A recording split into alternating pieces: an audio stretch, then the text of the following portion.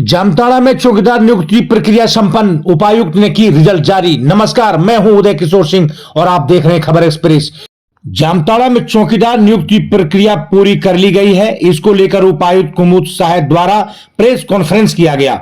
उन्होंने बताया कि जिले में चौकीदार के लिए कुल 354 पद पर वैकेंसी निकाली गई थी, जिसके विरुद्ध में स्क्रूटनी के बाद 1193 अभ्यर्थियों ने लिखित तथा शारीरिक परीक्षा दिया, जिसमें कुल 242 अभ्यर्थियों का चयन चौकीदार नियुक्ति के लिए किया गया है, जिसमें 128 पुरुष तथा 114 महिलाएं हैं। वहीं जामताड़ा जिले में कुल 112 पद खाली रह गए हैं। समाहरणालय में उपायुक्त ने बताया कि कार्मिक प्रशासनिक एवं सुधार विभाग की नए नियमावली के अनुसार रोस्टर तैयार किया गया था और विभिन्न प्रक्रियाओं से गुजरने के बाद चौकीदार की नियुक्ति पूरी कर ली गई है। बताया कि इस नियुक्ति में 3 दिव्यांग अभ्यर्थियों का भी चौकीदार के रूप में चयन हुआ है। वहीं प्रयास रहेगा कि सभी को उनके बीट क्षेत्र में ही कार्य मिले। कहा कि जो पद खाली रह गए हैं उसके लिए भविष्य में भी विज्ञापन निकाले जाएंगे। इस दौरान मुख्यालय डीएसपी, पंचायती राज पदाधिकारी तथा अन्य अधिकारी मौजूद रहे। चौकीदार नियुक्ति को लेकर विभिन्न अटकलें अब समाप्त हो गई है। जामताड़ा उपायुक्त कुमुद साहब द्वारा रिजल्ट की घोषणा आज कर दिया है। अब आगे उपायुक्त कुमुद साहब की बातों को सुने। धन्यवाद। उसमें जो भी चीजें हैं वो मैं बता देती हूँ। उसके बाद आप लोगों की जो भी क्वेरी रहेगी उसको भी हम लोग बताने की कोशिश करेंगे।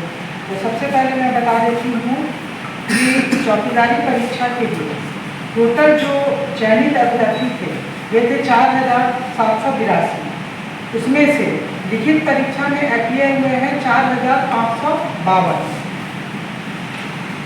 लिखित परीक्षा में जो क्वालिफाई किए वो थे 1193।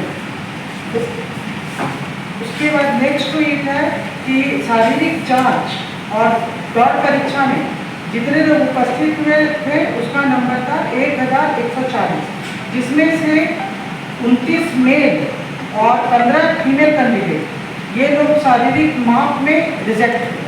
तो उसके बाद बचा टोटल जो है सो 1096 बचा।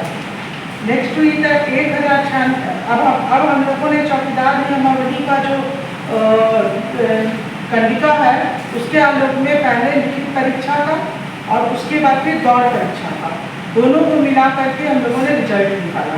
नियमावली यही कहता है कि पहले लिखित परीक्षा का प्रतिशत में रिजल्ट निकाल दिया जाए, उसके बाद दौड़ परीक्षा का जो अंक है उसको जोड़ना था। तो हम लोगों ने उसी तरह इसका निकाल दिया। तो हमारे जो है सो टोटल जो सक्सेसफुल कैंडिडेट्स हैं वो 354 में से मात्र 242। तो बाकी जो पद है 112 वो वैकेंट पद हो गया। तो एक बात और बता दूं, इसमें मेल की संख्या क्या है और फीमेल की संख्या क्या है।